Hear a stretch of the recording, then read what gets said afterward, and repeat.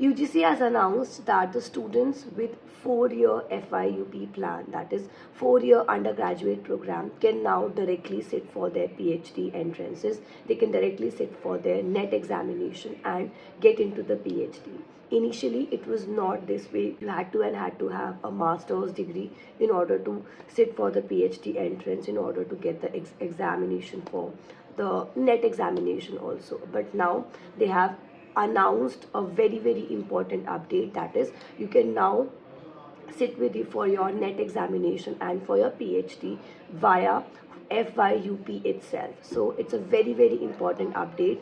We have got this update today itself, few hours back. So I just wanted to give you this particular update. I hope it was helpful. All the very best, everyone.